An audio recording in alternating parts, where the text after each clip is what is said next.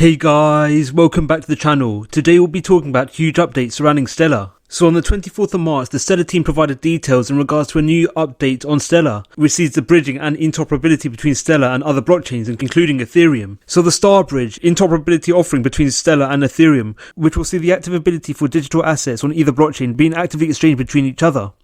So for example, ERC20 tokens native to Ethereum could be actively exchanged to Stellar through Starbridge, and this will also be the case in regards to DeFi or other digital asset protocols on Stellar being actively shared to Ethereum through this interoperability offering. So the ability for digital assets to be actively exchanged between the two blockchains will bring about a number of benefits, especially in cases surrounding DeFi. So for example, if an ERC20 token from Ethereum is transferred to Stellar via Starbridge, the ERC20 token will be actively locked onto the Stellar blockchain, while a wrapped variant of ERC20 will be actively available on Stellar and could be actively used for a number of developments, especially in cases surrounding DeFi. So the wide-scale interoperability provided between Stellar and Ethereum could be huge for the overarching Stellar network, as the ability for digital assets and DeFi protocols to be actively exchanged between either blockchain could be an enticing factor which draws more developers to actively base themselves on Stellar and take advantage of interoperability parameters put forward by Starbridge, and also the innate qualities linked to the Stellar network, especially Stellar's cost effectiveness, scalability, and high finality rates. So news surrounding Starbridge providing the bridging between Stellar and Ethereum is coupled with news that smart contracts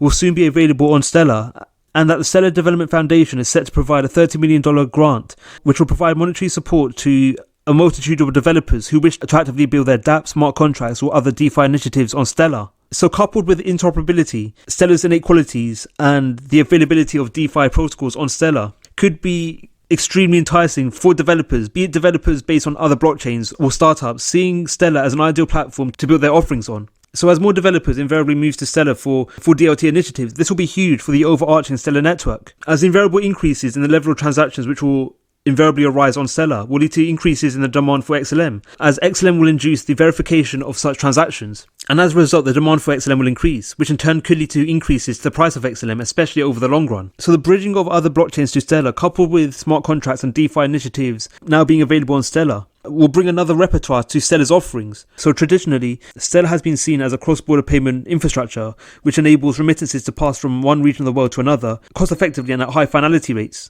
So coupled with Starbridge, Stellar is set to be used in a remittance payment corridor to the Philippines. So Stellar is working alongside a number of organizations, including Velo Labs and the Philippine Digital Asset Exchange, to enable the seamless ability for remittances to pass from payer countries to the Philippines. So this factor will be beneficial not only for the Stellar network but for the overarching Philippines economy, as remittance payments make up a large proportion of the nation's GDP and overall economic actions. However, despite remittances making up a large proportion of the nation's GDP, current remittance payment infrastructure, including the likes of SWIFT and Western Union, charge excessive fees when payers send funds to payees, namely to the Philippines. So the significant fees attached to remittance payments from payers to payees will mean that payees in the Philippines will have less funds compared to if remittances were sent through a blockchain including Stellar. So the active utility of the Stellar blockchain for remittance payments to the Philippines will mean that payees in the Philippines will have a high disposable income, as such payees will experience less transaction fees when payers send remittances to individual payees. And as a result, such payees will have a high quality of life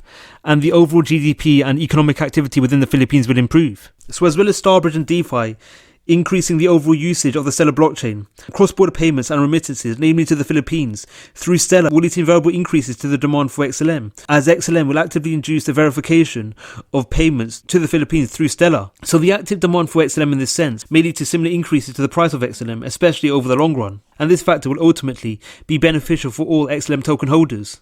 What are your thoughts on Stellar? Is Stellar the future of CeFi and DeFi? Let us know your views in the comments below. Thank you for watching the video. We hope you enjoyed it. Don't forget to like, subscribe and click on the notification bell. Let us know your views in the comments below. Thank you for watching and we'll see you in the next video.